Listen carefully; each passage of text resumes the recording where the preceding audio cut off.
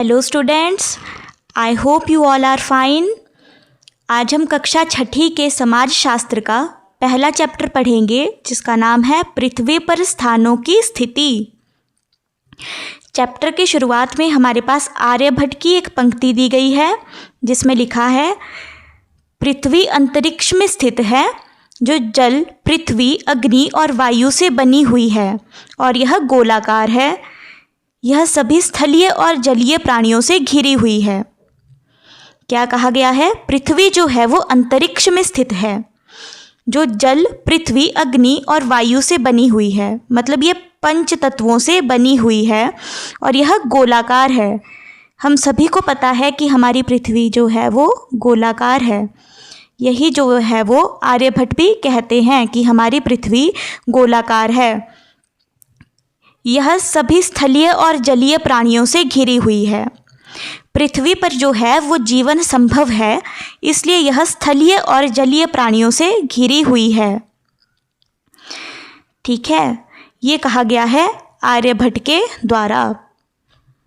आगे जो हैं वो हमारे पास 3 प्रश्न दिए गए हैं। मानचित्र क्या है और हम इसका उपयोग कैसे कर सकते हैं? इसके मुख्य घटक क्या हैं? ये हमें इस चैप्टर को पढ़ने के बाद पता चलेगा। क्या पता चलेगा? मानचित्र क्या है और इसके मुख्य घटक कौन से हैं? निर्देशांक क्या है?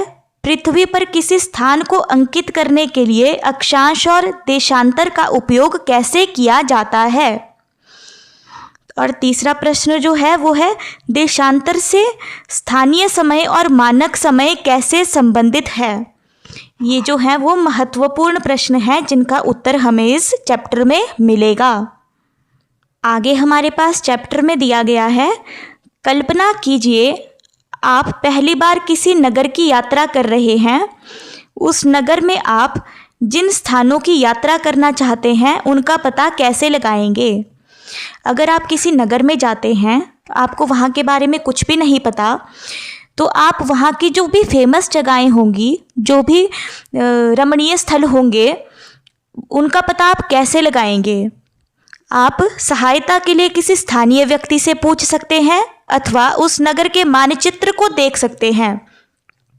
हमारे पास केवल 2 ऑप्शंस रहते हैं, या तो हम किसी स्थानीय व्यक्ति से पूछ लें उस जगह के बारे में, या फिर हम उस जगह का मानचित्र अर्थात जो है वो मैप भी देख सकते हैं, जिससे हमें वहाँ के स्थानों के बारे में पता चलेगा। आगे जो है वो है, पिछली कक्षाओं में आपने मानचित्र के बारे में कुछ बातें सीखी थी और इस अध्याय में हम उनका विस्तार पूर्वक अध्ययन करेंगे। जो आपने पिछली कक्षाओं में मानचित्र के बारे में अर्थात मैप के बारे में जो आपने चीज़ें सीखी थी, उन्हीं को विस्तार से इस जो है चैप्टर में आपको बताया गया है। आइए एक खेल खेलते हैं। नीचे दिए गए लघु नगर को मानचित्र का निरीक्षण कीजिए। नीचे जो हमारे पास ये मैप दिया गया है, इसमें हम मानचित्र का निरीक्षण करेंगे। कल्पना कीजिए कि आप रेलवे स्टेशन पर एक रेलगाड़ी से अभी अभी उतरे हैं और मानचित्र पर अंकित बैंक में जाना चाहते हैं। आप किस मार्ग से जाएंगे? आगे हम एक मैप देख लेते हैं।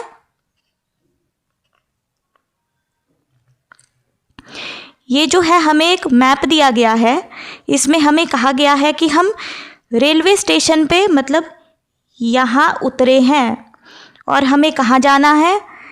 हमें जाना है बैंक में। ये है बैंक।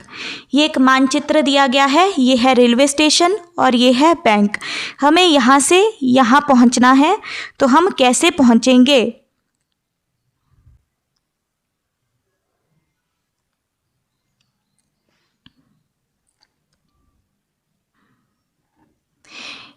क्या आप स्टेशन से बैंक कैसे होकर के, किस मार्ग से होकर के जाएंगे? क्या कोई अन्य संभावित मार्ग भी है? क्या आप इसी मानचित्र में सार्वजनिक उद्यान, विद्यालय और संग्रहालय का भी पता लगा सकते हैं? यदि आप बैंक से बाजार तक जाना चाहते हैं तो आप किस मार्ग को चुनेंगे? ऐसी परिस्थिति में ही इस मानचित्र का उपयोग आता है। हमें एक स्थान से दूसरे स्थान पर जाना है तो हम क्या देखते हैं, मानचित्र। इससे हमें पता लगेगा कि रेलवे स्टेशन से लेकर के बैंक तक का कोई शॉर्टकट है या नहीं, हम कहाँ कहाँ से होकर के जा सकते हैं। हम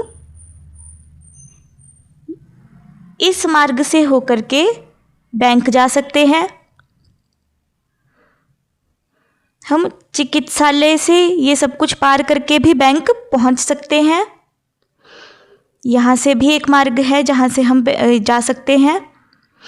तो एक ही स्थान से दूसरे स्थान पर जाने के लिए बहुत सारे मार्ग हो सकते हैं। ये हमें कहाँ से पता चलता है, मानचित्र से। कौन सा जो है वो शॉर्टकट है, कौन सा मार्ग हमें लंबा पड़ेगा, ये हमें पता चलेगा मैप से या फिर मानचित्र से। अब अगर हमें इसी मानचित्र में कुछ और जगहें देखनी होंगी, ये है बाज़ार, तो हमें कैसे पता चलेगा कि रेलवे स्टेशन से बाज़ार कितनी दूरी पर है, ये हमें पता चलेगा मानचित्र से। आगे दिया गया है हमें,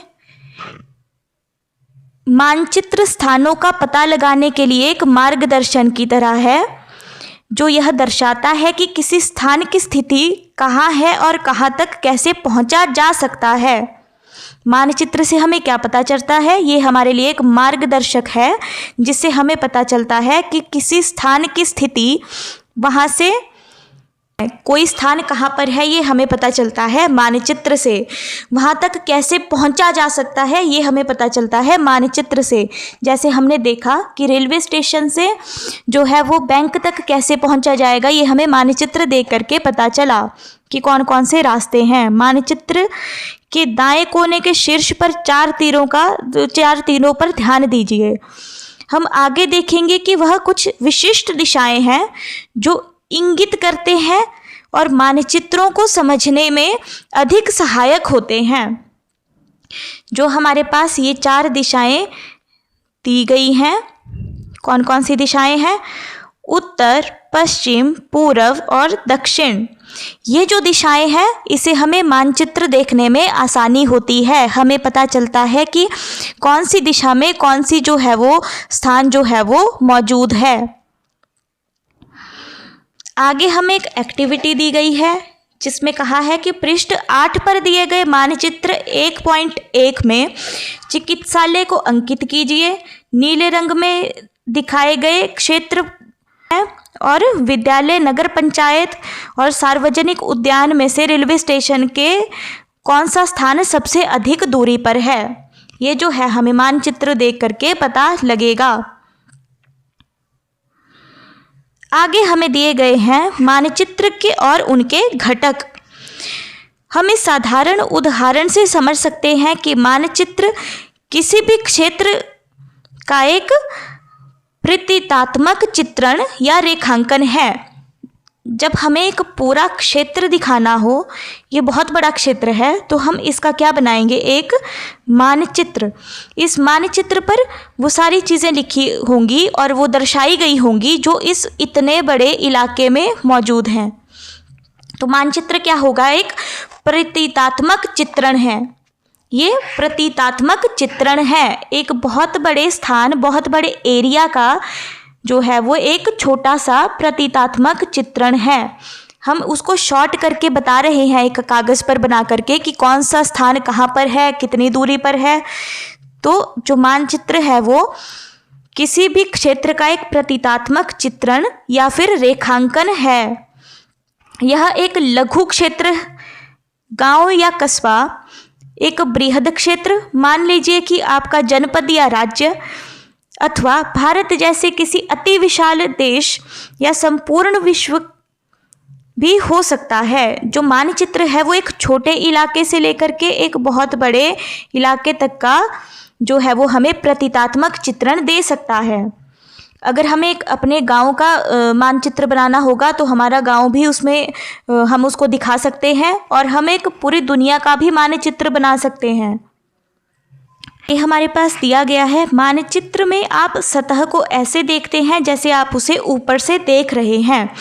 जो मानचित्र है उसकी सतह को हम कैसे देखते हैं, जैसे हम अपने आसपास के स्थान को ऊपर से देख रहे हैं, किसी सैटेलाइट से देख रहे हैं। ठीक है, आगे हमें दिया गया है एटलस, मानचित्रावली। मानचित्रों की एक पुस्तक या फिर संग्रह है जिसे कहते हैं एटलस। जैसे कि आप जानेंगे, मानचित्र अनेक प्रकार के होते हैं। मानचित्र जो हैं वो अनेक प्रकार के होते हैं। कौन कौन से मानचित्र होते हैं? मानचित्र जो है वो होता है भौतिक मानचित्र, मुख्य रूप से प्राकृतिक आकृतियों जैसे पर्वतों, महासागरों और नदियों को दर्शाता है। जो भौतिक मानचित्र है वो मुख्य रूप से प्राकृतिक आकृतियों जैसे पर्वतों, महासागरों और नदियों को दर्शाता है। जो हमारे पास भौतिक मानचित्र है ये क्या दर्शाता है? ये प्राकृतिक आकृतियों को दर्शाता है, जैसे कि ये है पेड़, ये है सागर, ये है नदी। तो जो प्राकृतिक आकृतियों को दर्शाता है वो है भौतिक मानचित्र। आगे है राजनीतिक मानचित्र। राजनीतिक मानचित्र ये क्या दर्शाता है? देशों, राज्यों, सीमाओं, नगरों आदि को दर्शाता है। उदाहरण के लिए सभी राज्यों, केंद्र शासित प्रदेशों और उनकी राजधानियों को दर्शाता भारत का एक मानचित्र। ये दर्शाता है हमारे देश या राज्यों, सीमाओं, नगरों आदि को दर्शाता है। देश को, किसी भी देश की राजधानी कौन सी है, उसके राज्य कौन से हैं, उसके केंद्र शासित प्रदेश कौन से हैं और उन राज्यों की राजधानियां कौन सी हैं, ये दर्शाता है हमें राजनीतिक मानचित्र। भौतिक मानचित्र दर्शाता है प्राकृतिक आकृतियों को और राजनीतिक मानचित्र दर्शाता है राज्यों, सीमाओं, नगरों आदि को दर्शाता है। इसके बाद है थीमेटिक मानचित्र। विशिष्ट प्रकार की सूचना प्रदान करते हैं। ये हमें दिया गया है, इसी पुस्तक में हमें थीमेटिक मानचित्र भी दिया गया है। ये क्या दर्शाता है? विशिष्ट प्रकार की सूचनाओं को दर्शाता है। हमारे पास मानचित्र के जो है वो मुख्य घटक दिए गए हैं। मानचित्र के मुख्य घटक हैं दूरी, दिशा और प्रतीक चिन्ह। दूरी, दिशा और प्रतीक चिन्ह। कोई भी स्थान किसी स्थान से कितनी दूरी पर है, ये जो है वो मानचित्र का एक मुख्य घटक है। कौन सा स्थान किस स्थान की किस दिशा में है, ये भी मानचित्र का एक प्रमुख घटक है। और किसी भी स्थान को किस चिन्ह से दिखाया गया है, ये भी मानचित्र का एक मुख्य घटक है। आप चित्र 1.1 में देखते हुए प्रथम 2 के बारे में पहले ही जान चुके हैं। दूरी और दिशा के बारे में हम पहले ही मानचित्र को देख के जान चुके थे। आइए अब हम इन्हें अधिक ढंग से परिभाषित करते हैं। आगे ये हमसे एक सवाल पूछता है कि क्या आप कभी अचंभित हुए हैं कि एक वृहद क्षेत्र को कागज के एक टुकड़े पर कैसे प्रस्तुत किया जा सकता है। एक बहुत बड़े जो है वो एरिया को एक छोटे से कागज के टुकड़े के ऊपर कैसे प्रस्तुत किया जा सकता है। जैसे कि हमारा जो है वो जो वर्ल्ड मैप होता है, पूरा वर्ल्ड तो कितना बड़ा है, लेकिन एक मैप के ऊपर उसको प्रस्तुत कैसे किया जा सकता है, ये एक सोचने वाली बात है। तो आगे हमें क्या दिया गया है? आगे दिया गया है यह मानचित्र के स्केल की सहायता से किया जाता है। कैसे किया जाता है? मानचित्र के स्केल की सहायता से किया जाता है। जो है वो हमें जो 1.1 मानचित्र जो दिया गया था उस पे अगर हम देखेंगे तो इतना बड़ा एक जो भी एरिया था उसको इतने छोटे से जो है एक मैप में उसको दिखाया गया था कि रेलवे स्टेशन से हॉस्पिटल कितना दूर है, रेलवे स्टेशन से बैंक कितना दूर है, संग्रहालय कितना दूर है। इतने बड़े एक नगर का जो है हमें इतने छोटे से मानचित्र में पूरा दिखा दिया गया था। ये कहाँ से, ये कैसे किया जाता है? ये किया जाता है मानचित्र के स्केल की सहायता से। मानचित्र के स्केल में जो है वो 1 सेंटीमीटर जो होता है वो होता है धरातल के एक निश्चित दूरी के समान माना जाता है। 1 सेंटीमीटर जो है वो आपका 1 किलोमीटर हो सकता है, 500 मीटर हो सकता है। जो हमारा मानचित्र पर 1 सेंटीमीटर है वो हमारा जो है वो धरातल के कितनी भी दूरी के समान माना जा सकता है। आगे जो है वो हमें कहा गया है कि अध्याय 5 के चित्र 5.2 में भारत के मानचित्र को देखिए। भारत के जो है वो मानचित्र को देखेंगे तो हमें पता चलेगा कि इतना बड़ा जो हमारा भारत देश है उसको एक मानचित्र में कैसे दर्शाया गया है। भारत हमारा कितना बड़ा है, कश्मीर से लेके कन्याकुमारी तक। तो इतने बड़े मानचित्र को जो है वो, इतने बड़े स्थान को जो है, इतने बड़े स्थल को, इतने बड़े भूभाग को जो है वो इतने से मानचित्र में कैसे दर्शाया गया है। आगे दिया गया है स्केल नीचे बाएं कोने में, जो हमारे पास जो मानचित्र है उसके बाएं कोने में जो है वो स्केल दिया गया होगा। उसमें क्या दिया गया है कि जो 2.5 सेंटीमीटर जो है वो है 500 किलोमीटर के बराबर। मतलब 2.5 सेंटीमीटर जो है वो है हमारे 500 किलोमीटर के बराबर। 2.5 सेंटीमीटर जो है वो दर्शाता है 500 किलोमीटर को। इसलिए मानचित्र पर चिन्हित किन्हीं दो बिंदुओं के बीच की वास्तविक दूरी उस स्केल पर निर्भर है जिसका मानचित्र उपयोग करता है। जो हमारे पास दो बिंदु दिए गए हैं, जो हमारे पास दो स्थान दिए गए हैं, इनके बीच की जो वास्तविक दूरी है, वास्तविक जो दूरी है वह स्केल पर निर्भर करती है, वह स्केल पर निर्भर करती है जिसका मानचित्र उपयोग करता है। जैसे ये दो बिंदु हैं, इनके बीच की दूरी जो है वो निर्भर करती है स्केल के ऊपर। जैसे हमने देखा 2.5 सेंटीमीटर को क्या माना गया, 500 किलोमीटर। 2.5 सेंटीमीटर जो है वो हमारा बन गया 500 किलोमीटर। तो ये किस पर निर्भर हुआ, ये निर्भर हुआ हमारे स्केल के ऊपर।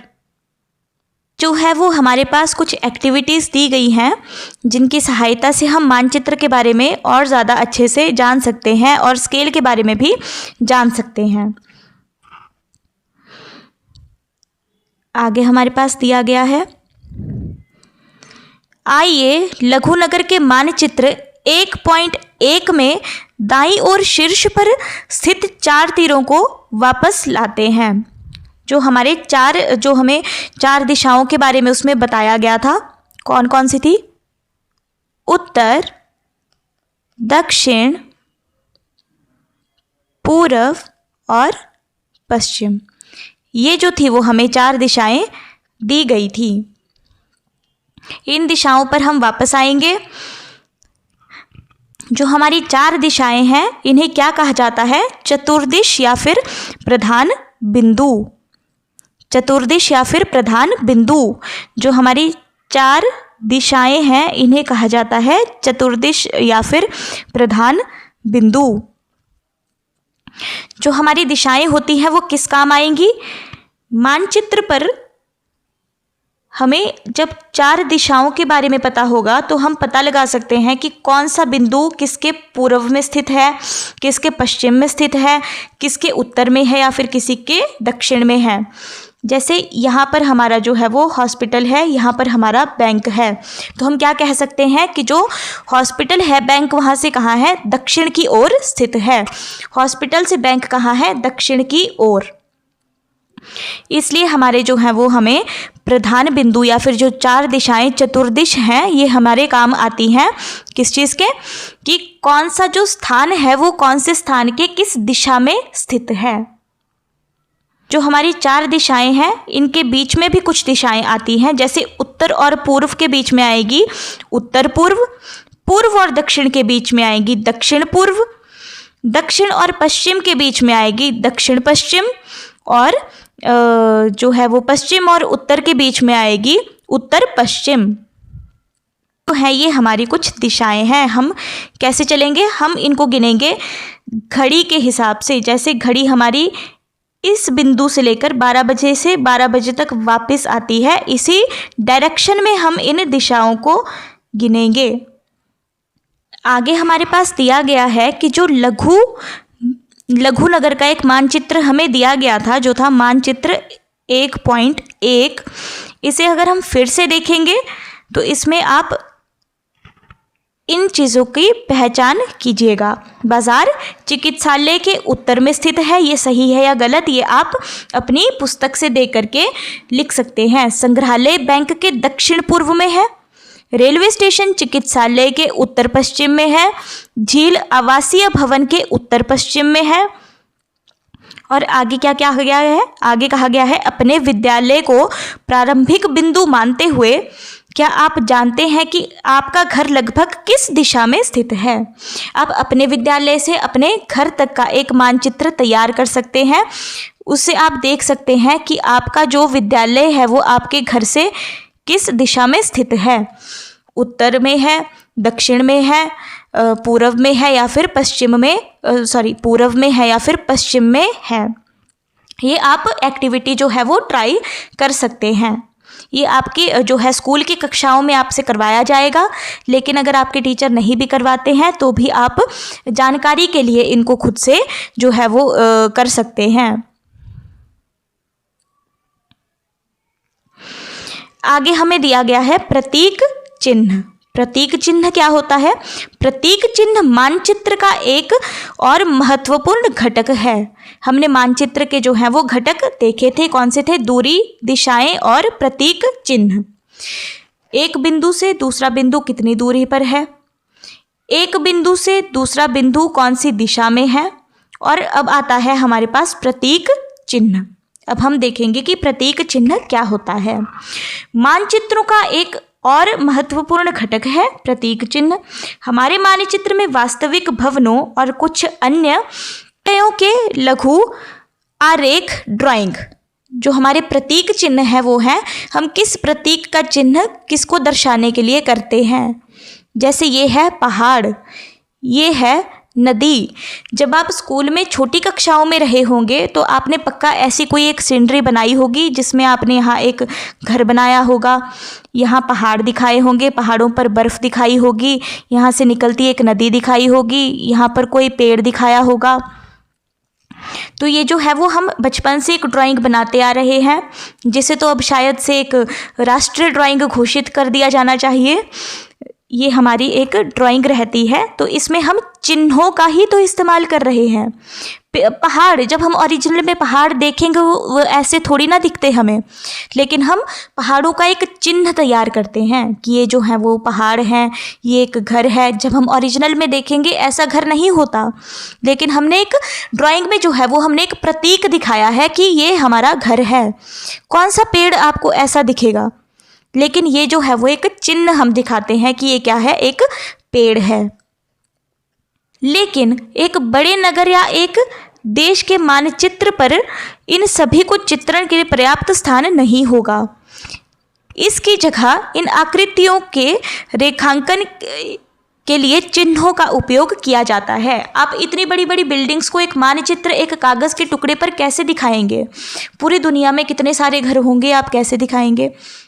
जो है वो हम क्या करते हैं, हम चिन्हों का उपयोग करते हैं। हम क्या करते हैं, चिन्हों का उपयोग करते हैं। उदाहरण के लिए भवनों के विभिन्न प्रकार, जैसे रेलवे स्टेशन, विद्यालय, डाकघर, मार्गों, रेलवे लाइनों और नदी, ताल, वन के लिए प्रतीकात्मक चिन्ह जो हैं उनका इस्तेमाल करते हैं। हम इनके लिए प्रतीक चिन्हों का इस्तेमाल करते हैं। इस तरीके से मानचित्र पर उपलब्ध सीमित स्थानों पर उनके विवरण दर्शाए जा सकते हैं। इसके द्वारा जो है हम मानचित्र पर हमारे पास एक सीमित स्थान उपलब्ध है। ये हमारा एक सीमित स्थान है, हम इसके ऊपर पूरी दुनिया को कैसे दिखाएंगे? तो हम यहाँ एक दिखा सकते हैं कि ये रेलवे स्टेशन है, यहाँ हम दिखा सकते हैं कि ये डाकघर है। तो हम क्या करते हैं, एक प्रतीकों का हम इस्तेमाल करते हैं। अब हमें दिखाना होगा कि रेलवे स्टेशन और डाकघर के बीच में नदी जा रही है, तो हम ऐसे नदी बना सकते हैं। ये क्या है, ये प्रतीकात्मक चित्रण है, ये प्रतीक चिन्ह हमने बनाए हैं। विभिन्न उपयोगकर्ता मानचित्र को अधिक सरलता से समझेंगे, इसलिए मानचित्र निर्माता विशिष्ट प्रतीक चिन्हों का उपयोग करते हैं। विभिन्न देश प्रतीक चिन्हों के अलग अलग समुच्चय का उपयोग करते हैं। अब क्या है, जो हमारे जो मानचित्र बनाने वाले हैं, जो हमारे मानचित्र निर्माता हैं, वो विशेष चिन्हों का इस्तेमाल करते हैं। अलग देश के अलग चिन्ह हो सकते हैं। जैसे अगर हमने सड़क ऐसे दिखाई है तो हो सकता है कि कोई देश अपनी सड़क ऐसे दिखाए।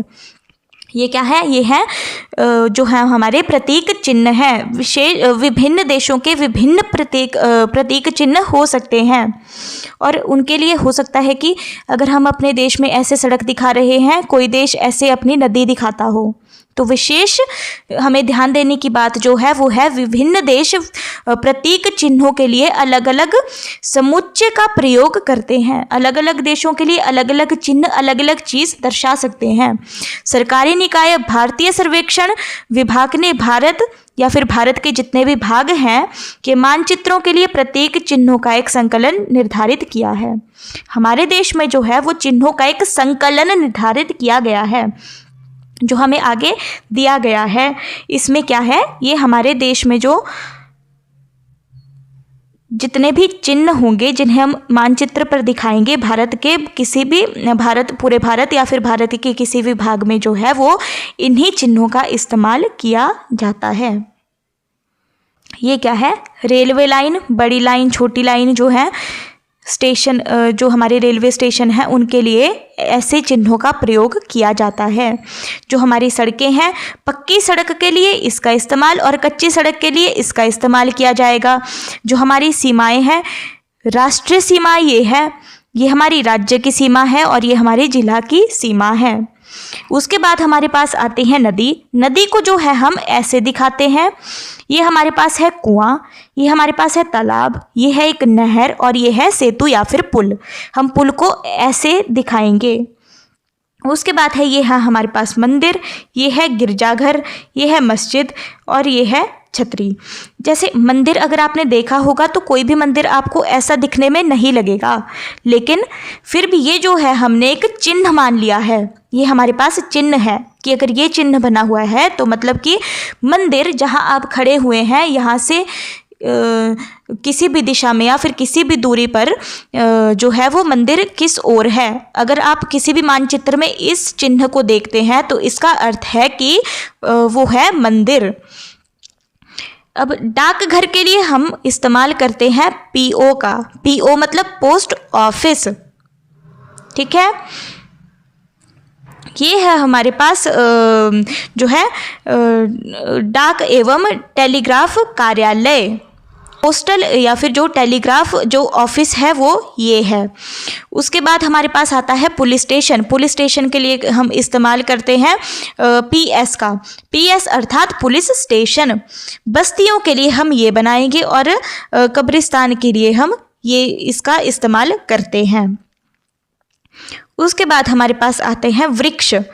कोई भी आपको वृक्ष ऐसा नहीं दिखेगा कहीं भी, लेकिन ये हमारा एक चिन्ह है, हमने ये चिन्ह बनाया है। ये है घास, घास के लिए कहीं आपके पास घास का मैदान है तो वहाँ पर पूरे एरिया में ऐसे ऐसे बना दिया जाएगा कि ये क्या है, घास का एक मैदान है।